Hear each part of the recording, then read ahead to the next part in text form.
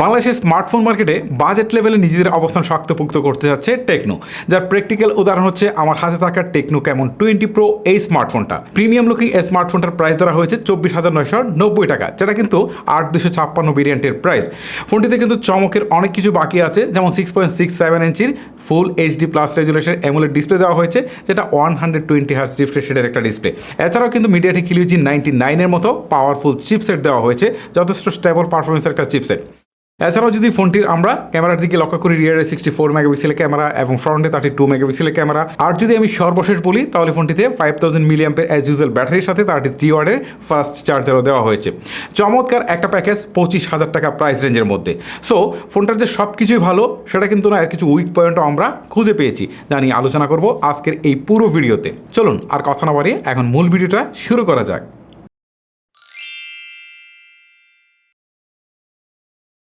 শুরুতে আমরা একটু চোখ বোলাই যে এর বক্স কন্টেন্টে আমরা কি কি পাচ্ছি।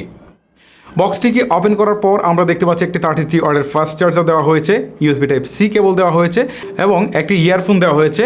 সর্বশেষ এখানে দেখতে পাচ্ছি যে একটা ব্যাক কভার দেওয়া হয়েছে, তবে এটা কিন্তু সফট নয়, অনেকটাই হার্ড। এছাড়াও ওয়ারেন্টি কার্ড বা সিম ইজেক্টরের মতো আরও কিছু জিনিস আপনারা বক্সে পেয়ে যাবেন।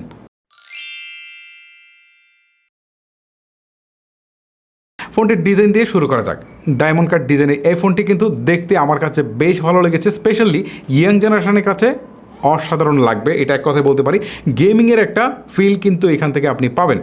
আর এটাকে নর্মালি দেখতে আপনার কাছে যেমন মনে হচ্ছে যে রিয়ার পার্টটা আসলে কিছুটা উঁচু নিচু, বাট এরকম কিছু না, এটা কিন্তু একদমই ফ্ল্যাট। ওকে, জাস্ট এখানে ডিজাইনটা এভাবে করা হয়েছে, দেখতে কিন্তু বেশ ভালো লাগবে। ক্যামেরা পাম্পটাকে একদমই মিনিমালিস্টিক রাখা হয়েছে, এটাও কিন্তু আরেকটা প্লাস পয়েন্ট বলতে পারেন। আর এই যে পিছনের দিকে যে রিং লাইটের মতো একটা এলইডি ফ্ল্যাশ লাইট বসানো হয়েছে, এটা কিন্তু আপনি যখন রাতের অন্ধকারে ছবি তুলবেন তখন আলোটা কিন্তু সমানভাবে আপনার ছড়িয়ে পড়বে। সো নর্মালি আমরা ছবি তোলার সময় যেরকম লাইট পাই আসলে ফ্ল্যাশ লাইট থেকে, তার চেয়ে কিন্তু বেটার এক্সপিরিয়েন্স পাচ্ছিলাম এটা থেকে। মজার বিষয় হচ্ছে সামনের দিকেও কিন্তু এরকম একটা লাইট বসানো হয়েছে। ওকে, যাই হোক, ফোনটা বক্স শেপের। সো এই ডিজাইনটা কিন্তু আমার কাছে বরাবরই বেশ ভালো লাগে। তার চেয়ে বড় বিষয় হচ্ছে ফোনটা কিন্তু খুবই হালকা এবং পাতলা। সো যারা হালকা পাতলা ফোন পছন্দ করেন, এটি কিন্তু নিশ্চয়ই তাদের তালিকায় অন্তর্ভুক্ত থাকবে। ফোনটির উপরের দিকে কোনো প্রকার ফিজিক্যাল নয়েজ ক্যান্সেলেশন দেওয়া হয়নি, যেটা মাস্ট বি বা যেটা প্রোভাইড করা উচিত ছিল। এখন টেকনো বলছে যে এখানে একটা এআই বেসড নয়েজ ক্যান্সেলেশন দেওয়া হয়েছে। যাই হোক, আমার কাছে মনে হয় ফিজিক্যাল দিলেই বেটার হতো। এখানে কিন্তু একটা স্পিকার রয়েছে, অর্থাৎ উপরের দিকে এই ফোনে কিন্তু ডুয়েল স্টেরিও স্পিকার ইউজ করা হয়েছে। স্পিকারের কোয়ালিটি আমি বলবো যে এভারেজ ছিল বলা যায় আর কি, মানে আরেকটু ইমপ্রুভমেন্টের এখানে জায়গা ছিল। ফোনটির যদি আমরা ডান পাশে চলে আসি তাহলে এখানে কিন্তু দেওয়া হয়েছে পাওয়ার বাটন, তার উপরই দেওয়া হয়েছে ভলিউম রকার। ওকে, ফিঙ্গারপ্রিন্ট স্ক্যানার কিন্তু দেওয়া হয়নি, কারণ এটা ইন ডিসপ্লে ফিঙ্গারপ্রিন্ট দেওয়া হয়েছে, যেটা কিন্তু যথেষ্ট ফাস্ট অ্যান্ড ইকুরেট কাজ করছিল। ওকে, ফোনটির সামনের দিকে যদি আসে, এখানে আউটলুকটা কিন্তু খুবই সুন্দর। স্পেশালি নিচের দিকে যে সিনটা রয়েছে সেটা কিন্তু খুবই মিনিমাল করা হয়েছে, যেটা আপনি এই বাজেটে আমার মনে হয় না খুব বেশি খুঁজে পাবেন। আর ফোনটির যে পাঞ্চ হোল সেটাও কিন্তু স্ট্যান্ডার্ড রয়েছে। সো এই বিষয়টা আপনার কাছে পার্সোনালি বেশ ভালো লাগবে। বাম পাশে সিম কার্ড স্লট রয়েছে, যেখানে আপনি দুটি সিম কার্ড ব্যবহারের পরেও একটি মাইক্রো এসডি কার্ড ব্যবহার করার সুযোগ পাচ্ছেন।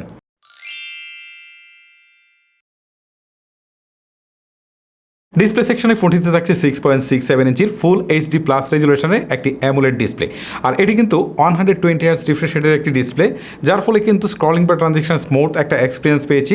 তার উপরে ফোনটিতে 360 হার্টজ টাচ স্যাম্পলিং রেটও দেওয়া হয়েছে। জোস একটা ডিসপ্লে ছিল, ডিসপ্লে কালার রিপ্রোডাকশন যথেষ্ট ভালো ছিল এবং ভিউ অ্যাঙ্গেল জনিত কোনো প্রবলেম খুঁজে পাইনি। আর ডিসপ্লেতে টাচ লাইকেন্সি জনিত কোনো ইস্যু ছিল না। এই ডিসপ্লেকে আমি ছবি তোলা সহ বেশ কিছু কাজে আউটডোরে ইউজ করেছি, বাট আউটডোরে কোনো ধরনের প্রবলেম আমাকে ফেস করতে হয়নি। অ্যামোলেড ডিসপ্লে হওয়াতে এখানে কিন্তু অলওয়েজ অন ডিসপ্লে ফিচারটা আপনারা পেয়ে যাচ্ছেন। চিপসেট হিসাবে ফোনটিতে থাকছে মিডিয়াটেক হিলিও G99, যেটি 6 nm আর্কিটেকচারে বিল্ড করা একটি অক্টাকোর সিপিইউ। আর জিপিইউ হিসাবে এতে থাকছে মালি G57 MC2। এই চিপসেট নিয়ে আশা করি নতুন করে তেমন কিছুই বলতে হবে না, কারণ এই চিপসেট দিয়ে কিন্তু আমরা বেশ কিছু ফোনও অলরেডি রিভিউ করে ফেলেছি। এই চিপসেট থেকে কিন্তু আমরা আগের স্মার্টফোনগুলোতেও বেশ স্টেবল পারফরমেন্স পেয়েছি। এই ফোনের পারফরমেন্সও কিন্তু যথেষ্ট স্টেবল ছিল। এটা কিন্তু একটা পাওয়ার এফিসিয়েন্ট চিপসেট, যেহেতু এটা 6 nm চিপসেট। আর এই চিপসেট থেকে কিন্তু আমরা হিটিং ইস্যু কম্পারেটিভলি অনেকটাই কম পেয়েছি। এই ফোনের সাথে এই চিপসেট আসলে কতটা অপটিমাইজ সেটা জানার জন্য কিন্তু আমরা এই স্মার্টফোনে পাবজি, কল অফ ডিউটি বা অ্যাসফল্ট 9 এর মতো হেভি গেমগুলো প্লে করার চেষ্টা করেছি। সবগুলো গেমই যথেষ্ট ভালোভাবে প্লে করতে পেরেছি। গেমিং প্লেতে আসলে কোনো প্রকার কমপ্লেন ছিল না, স্পেশালি এর গ্রাফিক্স কোয়ালিটিও যথেষ্ট ভালো পেয়েছি। এতে সর্বোচ্চ এইচডি গ্রাফিক্সে হাই ফ্রেম রেটে পাবজি প্লে করা যাচ্ছিল, পাবজি বেশ প্লেয়েবল ছিল এবং গ্রাফিক্সটাও ছিল বেশ ভালো। এছাড়াও কল অফ ডিউটিও প্লে করেছি, অ্যাসফল্ট 9ও প্লে করেছি, দুটাই কিন্তু বেশ মাখন চলেছে। সো গেমিং নিয়ে কিন্তু আমার একদমই কমপ্লেন ছিল না। ফোনটিতে 8GB ফিজিক্যাল র্যাম থাকছে, যার সাথে আরও 8GB ভার্চুয়াল র্যাম যুক্ত করা হয়েছে। যাই হোক, এই ভার্চুয়াল র্যাম যেহেতু খুব কাজের জিনিস না, সো এটা নিয়ে আমি খুব বেশি মাথা কামাই না। এখানে র্যাম টাইপ ছিল LPDDR4X, আর ফোনটিতে থাকছে 256GB ইন্টারনাল স্টোরেজ, যেটা ছিল UFS 2.1 স্টোরেজ। এখানে যে স্টোরেজটা দেওয়া হয়েছে সেটা কিন্তু big, I mean 256GB storage, এটা কিন্তু হিউজ, যার ফলে এখানে কিন্তু আপনাকে আর নতুন করে এক্সটার্নাল মেমোরি কার্ড ব্যবহার করতে হচ্ছে না। অ্যাপস ওপেনিং বা ক্লোজিং টাইম ছিল বেস্ট ফাস্ট। এছাড়াও কিন্তু এতে আমি মাল্টিটাস্কিং করেও যথেষ্ট স্বাচ্ছন্দ্য ফিল করেছি। ব্যাকগ্রাউন্ডে আমি প্রায় 20টার মতো অ্যাপ রেখে সোয়াপ করে করে চালাতে গিয়ে দেখলাম যে শেষের দিকের যে অ্যাপসগুলো রয়েছে সেখানেও কিন্তু ক্র্যাশ করছে না। এটা কিন্তু খুবই একটা ভালো পয়েন্ট। ফোনটি রান করছে iOS ভার্সন 13-এ, যার টপে থাকছে Android 13। এর ইউআই নিয়ে আমার কিছুটা কমপ্লেন রয়েছে। ইউআইটা আমার কাছে কিছুটা ভারী মনে হয়েছে। আমার মনে হয় এই জায়গাটাতে আরেকটু ইমপ্রুভমেন্ট করার জায়গা ছিল। এর ইউআইয়ে বেশ কিছু প্রি ইনস্টল অ্যাপ আছে, যার ম্যাক্সিমামই আপনি চাইলে আনইনস্টল করতে পারবেন। এবারে চলে আসি ফোনটির ক্যামেরা সেকশনে। ফোনটির রিয়ারে থাকছে ট্রিপল ক্যামেরা সেটআপ, 64 মেগাপিক্সেলের প্রাইমারি ক্যামেরার পাশাপাশি একটি 2 মেগাপিক্সেল ডেপথ সেন্সিং ক্যামেরা এবং একটি 2 মেগাপিক্সেলের এআই ক্যামেরা। আর ফোনটির সেলফিতে থাকছে 32 মেগাপিক্সেলের একটি সেলফি ক্যামেরা। ডে লাইটের প্রাইমারি ক্যামেরায় তোলা ছবিগুলো যথেষ্ট ভালো পেয়েছি। ডিটেলসের পরিমাণটা অ্যাভারেজ ছিল, তবে শার্পনেস ঠিকঠাক ধরে রাখতে পেরেছে। তবে ছবিগুলোকে একটু বেশি স্যাচুরেটেড করে তুলে। সাধারণত এই ধরনের ছবি ইয়াং জেনারেশনের কাছে খুবই পছন্দ হবে। ছবি স্যাচুরেটেড হওয়ার কারণে ছবিগুলো দেখতে বেশ আইকেচি লাগে। আর এই ধরনের ছবি কিন্তু আপনি এডিট ছাড়াই সরাসরি সোশ্যাল মিডিয়াতে আপলোড করতে পারবেন। তবে যারা ন্যাচারাল ছবি পছন্দ করেন, এটা কিন্তু তাদেরকে অনেকটাই হতাশ করবে। রিয়ার পার্টের ক্যামেরাতে একটা জিনিস কিন্তু আমি মারাত্মকভাবে ফিল করছি, সেটা হচ্ছে আলট্রা ওয়াইড লেন্স, যেটা এই 25,000 টাকা প্রাইস রেঞ্জের একটা স্মার্টফোনে মাস্ট বি দেওয়া উচিত ছিল। কিন্তু ইদানিং একটা টেন্ডেন্সি লক্ষ্য করছি যে স্মার্টফোন ব্র্যান্ডগুলো এই আলট্রা ওয়াইড লেন্সটাকে ধীরে ধীরে তুলে দিচ্ছে। আমার মনে হয় যে এই যে গাদা গাদা লেন্স দিয়ে থাকে, সেগুলো থেকে সবচেয়ে প্রয়োজনীয় হচ্ছে আলট্রা ওয়াইড লেন্স। আমার মনে হয় যে এইসব গাদা গাদা লেন্সগুলো বাদ দিয়ে আলট্রা ওয়াইড লেন্স দেওয়া গেলে কিন্তু সেটা আপনার কোনো না কোনো সময় ভালোই কাজে লাগবে। ফোনটির ক্যামেরা ইউজ করা হয়েছে RGBW টেকনোলজি। আসলে এই টেকনোলজি কিভাবে কাজ করে বা RGB থেকে আসলে এইটা কেন বেটার, সেটা যদি আমি আপনাদেরকে এক্সপ্লেন করতে যাই তাহলে অনেক সময় চলে যাবে। তবে এক কথা যদি আপনাদেরকে বলি তাহলে বলবো যে এই ক্যামেরা থেকে কিন্তু আপনার লো লাইটে বেটার পারফরমেন্স আপনারা পাবেন। ওকে, আমরা লো লাইটের ছবিগুলোকে টেস্ট করে দেখেছি। ছবিতে কিছুটা নয়েজ অ্যান্ড গ্রিন থাকে, ওভারঅল লো লাইটের ছবিগুলো যথেষ্ট ভালোই পারফরমেন্স করতে পেরেছে। স্পেশালি নাইট মোডের ছবিগুলো কিন্তু যথেষ্টই ভালো লেগেছে আমার কাছে। ছবিতে ডাইনামিক রেজ ঠিকঠাক মতোই ক্যাপচার করতে পেরেছে। আর এতে স্কাই শপ নামে একটা ফিচার অ্যাড করা হয়েছে, যেটা যদি আপনি অন করেন তাহলে দেখবেন যে আপনার পিছনের যে আকাশ রয়েছে সেটা কিন্তু আর্টিফিশিয়ালি রিমুভ করে নতুন করে একটা আকাশ বসিয়ে দিয়েছে। তবে এটা আপনি নর্মালি বুঝতে পারবেন না যে এই আকাশটা এখানে রিপ্লেস করা হয়েছে। আর আপনি যদি এই ফিচারটা ব্যবহার করে ছবি তুলতে পারেন তাহলে কিন্তু বেশ চমৎকার ছবি পাবেন। প্রপার লাইট কন্ডিশনে স্ক্রিন টোন ঠিকঠাক থাকলেও আপনি যখন শেডো এরিয়াতে চলে আসবেন অথবা লো লাইটে চলে আসবেন তখন কিন্তু স্ক্রিন টোন কিছুটা হলেও সফট হয়ে যায়। এবারে আসি ফোনটির সেলফি ক্যামেরার দিকে। 32 মেগাপিক্সেল সেলফি ক্যামেরা কিন্তু যথেষ্ট ভালো পারফর্ম করেছে। ছবিতে ডিটেলস অ্যান্ড শার্পনেস পর্যাপ্ত পরিমাণে ছিল, যদিও স্ক্রিনকে কিছুটা সফট করার একটা প্রবণতা আমি এখানেও লক্ষ্য করেছি। ছবির কোয়ালিটি যথেষ্ট ভালো ছিল, কালারও ঠিকঠাক লেগেছে আমার কাছে। আই হোপ সেলফি ক্যামেরার ছবিগুলো সবার কাছেই ভালো লাগবে। পোর্ট্রেট মোডে সাবজেক্ট সেপারেশন ঠিকঠাকই ছিল, আর মেইন ক্যামেরার মতো এখানেও কিন্তু ছবি একটু বেশি বোস্টেড হয়ে যায়। ফোনটিতে সর্বোচ্চ 2K রেজুলেশনে 30 FPS ভিডিও শ্যুট করা যায়। তবে 2K রেজুলেশন কোনো প্রকার স্টেবিলাইজেশন নেই। আপনাকে স্টেবিলাইজেশন পেতে হলে অবশ্যই 1080p ভিডিও শ্যুট করতে হবে। তবে ফুটেজের যে কোয়ালিটি পেয়েছি সেটা অ্যাভারেজ ছিল। আমার মনে হয় যে এই জায়গাটায় আরেকটু ইমপ্রুভমেন্ট করা যেত।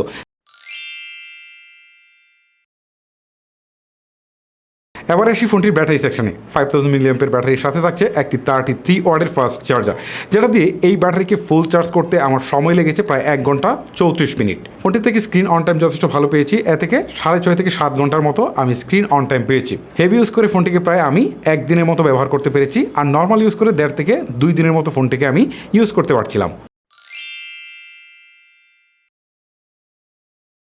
ফোনটির আদার্স ফিচারের মধ্যে যেসব বিষয় থাকে, যেমন call quality, network connectivity, download upload switch, সব কিছুই কিন্তু আমি খুব কেয়ারফুলি টেস্ট করেছি।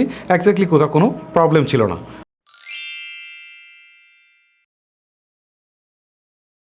দেখতে দেখতে আমরা কিন্তু একদম ভিডিওর শেষ প্রান্তে চলে এসেছি।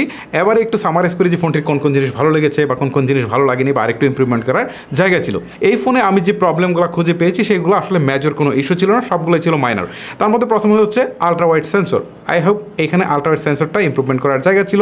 তারপর আমি বলবো ইউএতে আরেকটু অপটিমাইজেশনের দরকার ছিল। দেন আমি বলবো যে এখানে একটা ফিজিক্যাল নয়েজ ক্যান্সেলেশন দেওয়া উচিত ছিল। আরেকটা জিনিস এখানে উল্লেখ করতে পারি, সেটা হচ্ছে স্পিকারের কোয়ালিটি। এই জায়গাটাতেও আমার মনে হয় যে আরেকটু ইমপ্রুভমেন্টের জায়গা ছিল। যাই হোক, এই ছিল কিছু মাইনর পয়েন্ট। এখন যদি বলি যে ফোনটির ভালো লাগার কোন কোন বিষয়, তার মধ্যে ডিজাইনটা অসাধারণ ছিল। তারপর যদি ফোনটির ডিসপ্লের কথা বলি, সেটাও কিন্তু অসাধারণ ছিল এবং পাওয়ারফুল গেমিং চিপসেট ছিল। ক্যামেরাটাও মোটামুটি ভালো ছিল এবং ব্যাটারি এবং চার্জার এইটাও কিন্তু অ্যাজ ইউজুয়ালি ছিল। সো সব মিলিয়ে আমি বলতে পারি যে 25,000 টাকা প্রাইস রেঞ্জের মধ্যে একটা চমৎকার ডিল হচ্ছে টেকনো ক্যামন 20 প্রো। সো আমি কিন্তু 25,000 টাকা প্রাইস রেঞ্জের মধ্যে এই ফোনটাকে যে কাউকে ইজিলি সাজেস্ট করতে পারি। তারপরে এই ফোনটা সম্পর্কে আপনার কি মতামত সেটা অবশ্যই আমাকে নিচে কমেন্ট করে জানাতে পারেন। আজকের মতো আমি হিমেল এখানে বিদায় নিচ্ছি। আল্লাহ হাফেজ।